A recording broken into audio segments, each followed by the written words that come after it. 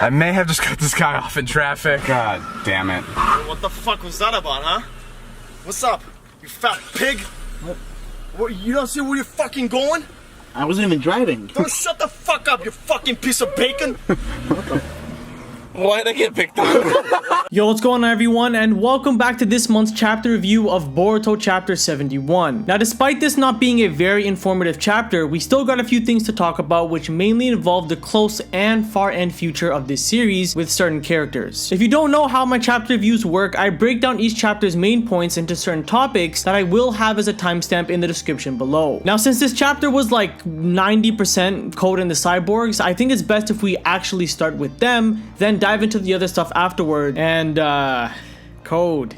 Where to start with you, my friend? So when the Kawaki arc was going on, and I want to say maybe around the time of Naruto versus Delta to Team 7 versus Boruto, I was really hoping that Code was going to be this tricky but intelligent hacks ability like character who maybe could even go against Sasuke, since I guess they were going to be two of the same characters in terms of hacks versatility. But the version we got instead ended up being Boruto's version of Kylo Ren, a character that desperately wants to live up to expectations but is just not taking that seriously. Now, I'm not gonna act like Code is dead or they don't have plans for him way later on in the story. That could be the case, but as of now, right now, Code is a complete walking L, and I'm not trying to be funny, but his main purpose this arc was literally to catch L's so the others can catch W's. Now, anime fans, who does this remind you of? If you don't know what I'm talking about, let's reflect on all the L's Code has taken. He starts off by doing a little, some to Kawaki and even Karma Boruto, but as the story progressed from there, he was pretty much suppressed by Karma version 2 Boruto, got his ass beat by Borushiki, was beat so bad by Kawashiki he had to bring out Daemon and was forced to retreat, got fooled by Shikamaru and almost killed off by Delta, and now got betrayed by Eida and absolutely destroyed by Daemon. He got beat so bad even Bug called him all bark no bite. Bug! Like, who the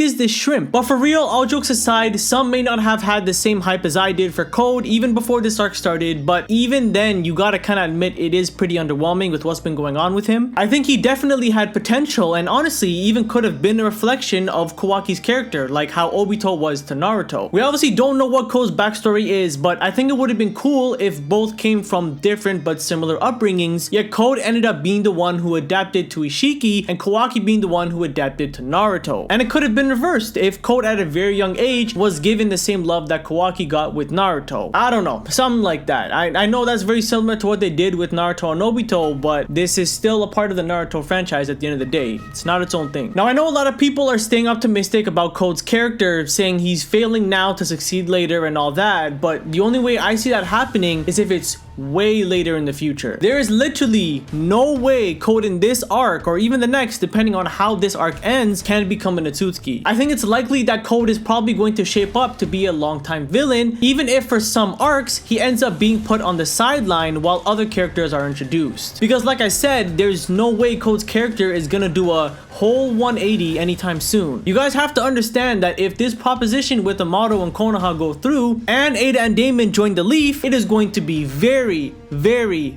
hard for Code to get a chance to grab Kawaki or Boruto. If Boruto and Kawaki thought they were being washed a little too much before, and now Eida's on the team, it's gonna get a lot worse. Now, Kawaki at this point by himself is not strong enough to handle Code, so if Code can somehow magically manage to get Kawaki alone, then grab him up, he could use him as a sacrifice in order to become a full-fledged Otsutsuki. However, we know in the future that Boruto and Kawaki are well and alive, so neither of those two end up being used for the fruit. On top of that, in that point in time for the time skip, I'm sure Kawaki and Boruto are probably well experienced and comfortable with their new powers, so I doubt this takes place like first arc into the time skip. So even if that is Code's doing and Kawaki is trying to save everyone, that probably won't be for a long while, hence my point on why I think Code may turn into a sideline villain for some time. And even adding more to why I think there is no way for Code to become an Otsutsuki anytime soon in the story is if he can't use Boruto and Kawaki, there really is no other sacrifice. But let's just say they do a massive ass pull and Code decides to go after Kaguya and undo the effects of the planetary devastation Naruto and Sasuke used to seal her in. How would Code even get there? He can't travel dimensions unless he already has a claw mark present, which I do assume he has one when it comes to the same dimension the Ten Tails is at, because he obviously needs to get back there to retrieve it once he has his Otsutsuki. But in order to unseal Kaguya with the example I gave, he can't do it because he had no reason prior to leave a mark from where she was at. Amado mentioned an Otsutsuki planet, which let's just say has civilization, but even if Code wanted to take one member from there, how would he do it? He can't get to a place he wasn't at prior. So unless Boruto or Kawaki do something absolutely stupid and try to take on Code by themselves for some reason, or we get new Otsutsuki members, there is just no way Code can become a major villain moving forward, concluding my statement on why I think he is going to get sidelined until his opportunity shows up. I think for the most part that covers Code in this chapter. There was really nothing going on with him aside from taking another L, except for his comments at the end showing his frustration with Kawaki. But like I said, until a great opportunity shows up, there is just no way for it to happen. If Code tries to use other cyborgs to help him, then it just makes me wonder why they were never retrieved in the first place. And if I'm not mistaken, Eida and Daemon were the only ones spared, so that would kind of feel like an ass pull here, unless I'm wrong. Not a lot of options for old Code here, but as of now, I honestly wouldn't mind more villains to show up. We need that intimidating presence back again with somebody, and we pretty much are losing it if Eida and Daemon join Konoha. Now before we get on to Daemon, and I'm not acting like I'm some prophet because it was kind of predictable, but yeah, what I said about Shikamaru in Eida last chapter ended up being true. She neither denies Shikamaru's offer and came to accept it, which was obviously gonna happen. Shikamaru also revealed the cyborg's ability, which like I said, seemed to be his purpose this arc, was just to conveniently be there when both Eida and Daemon made their appearance, and now that he had Naruto, Sasuke, Kawaki, and Boruto in the same room, the same four that always seem to be there when it comes to fighting the main villains, he would present it to them, which if they did happen to fight, would at least allow them to understand the abilities of their enemies, unlike when Naruto and Sasuke went head on against Jigen. And lastly, what I said about the winner of whichever side Konoha and Code wins ultimately depends on which side Eida sticks to in the end, due to her and Daemon just being a ridiculously overpowered duo when both their abilities are being used effectively. If this meeting in Konoha goes well, then Konoha just potentially avoided the worst case scenario, which is the wrath of these two siblings. And speaking of the two siblings, let's discuss Daemon for a bit here. Nothing is confirmed, but I do think Daemon's second ability may revolve around teleportation. With it, Daemon, for what it looks like, is able to get behind his opponents, and I'm honestly willing to bet that could be what it is. If you remember when we were first introduced to him, Daemon was able to get behind Code despite Code looking directly at the pod that was containing him. I'm speculating that Daemon's new ability rather allows him to instantaneously get behind his opponents, or regardless if it ends up being something like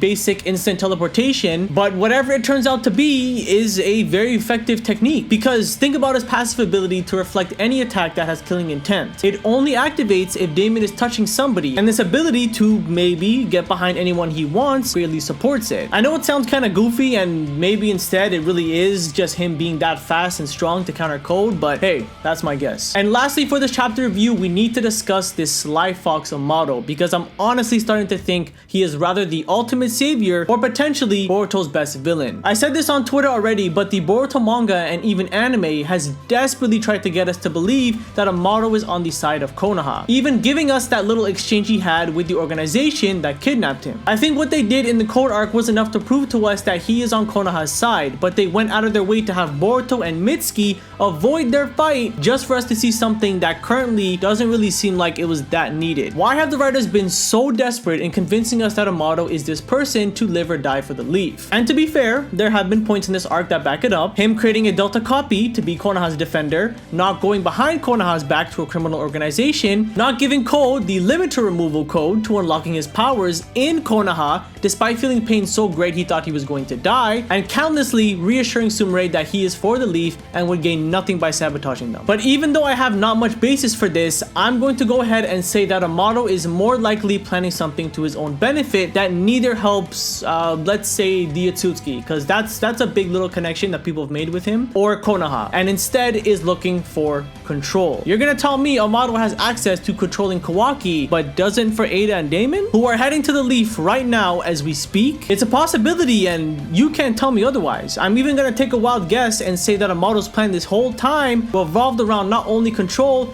but manipulation as well, since even the times of Kara. To what end exactly, I obviously don't know, but I think Amado has been one-upping Shikamaru this whole time, and even Naruto and the others as well. He already has done it to Kawaki, and not too long ago, gave Boruto pills that maybe even puts him in a position to be controlled. And because of this, Amado would have almost certain guarantee over his safety and would become completely reliable to Konoha. It's a wild theory, but I do, however, think he has been controlling and manipulating everyone since the very beginning. For things to coincidentally go his way like this, because look at Kara and how things just happened to work out for him, and how he, being the scientist, had so much access and control over that organization and was willing to sacrifice anyone if it meant his goal would be completed. He even told Kawaki that just like him, he was willing to do whatever it takes to get things done. Eida already revealed that code was always meant to be the driving force for Kawaki to unlock his karma. Amado had planned for that as far ago as he made his new arm. And now you're telling me, on top of this, he now has the ability to somewhat control the same person Konoha fears? Come on, man. I think he's been deceiving everyone. He isn't some savior, he's a manipulator whose maybe only goal truly is for his own benefit, which I guess he kind of did already confirm in this chapter. Whatever his goal was, he needed Ishiki out of the way and put Kashin Koji, Naruto, and Sasuke in a position to where they're forced to fight him, knowing that they could have fully died. Granted, nobody did, but the outcome happened to work in their favor only because of Kurama's sacrifice, and because of Kurama's sacrifice, Naruto isn't as strong as he used to be, and because of this, Kawaki in the snap of a finger can become one of Konoha's biggest threats. And who exactly has control over this monster? Yeah, I highly doubt whatever he has planned is going to be a good thing for our heroes, and further to back this up, we know that Momoshiki revealed whatever he meant by lose it all will happen very soon. The way things are looking right now,